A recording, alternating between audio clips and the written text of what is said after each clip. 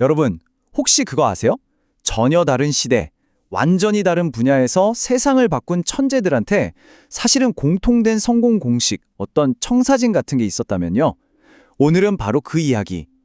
인류 역사를 통째로 바꾼 혁신의 거대한 흐름을 한번 따라가 보려고 합니다. 자, 여기 세 사람이 있습니다. 15세기 인쇄공, 17세기 천문학자, 그리고 현대전기의 아버지. 이 셋 사이에 대체 무슨 공통점이 있을까요? 진짜 아무 상관 없어 보이잖아요? 근데 놀랍게도 이들을 하나로 꿰뚫는 연결고리가 있습니다. 오늘 바로 그 비밀을 한번 파헤쳐보죠. 좋습니다. 그럼 본격적으로 들어가 볼까요? 우선 우리가 맨날 혁신 하잖아요. 근데 이 혁신이라는 게 대체 정확히 뭘 의미하는 걸까요? 그거부터 딱 정리하고 가시죠.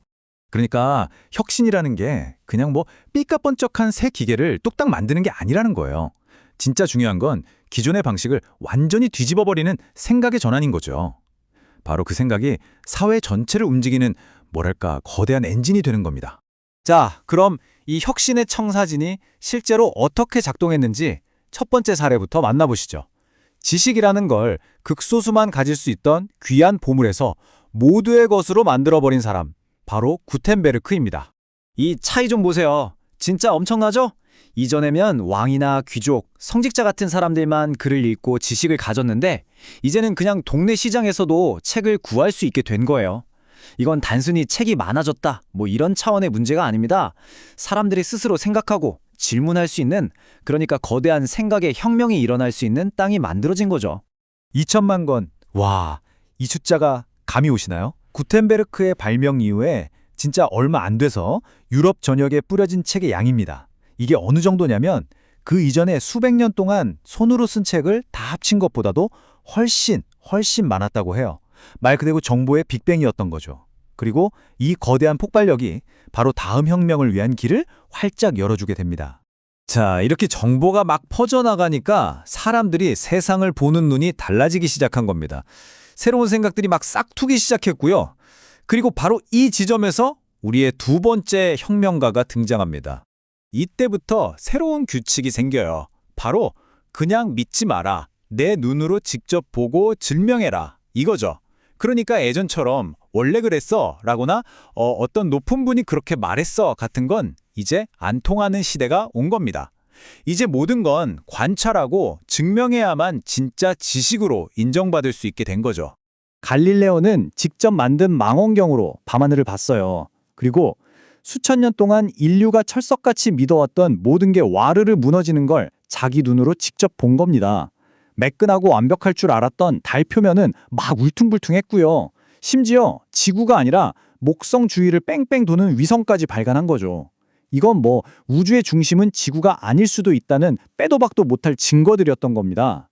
물론 당시의 권력, 그러니까 교회의 압박 때문에 결국 자기 주장을 철회해야만 했어요.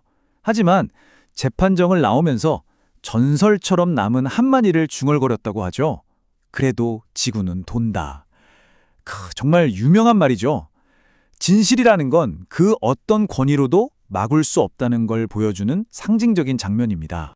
자, 구텐베르크 그리고 갈릴레오, 이렇게 역사의 방향을 통째로 바꿔버린 사람들에게는 대체 어떤 공통점이 있었을까요?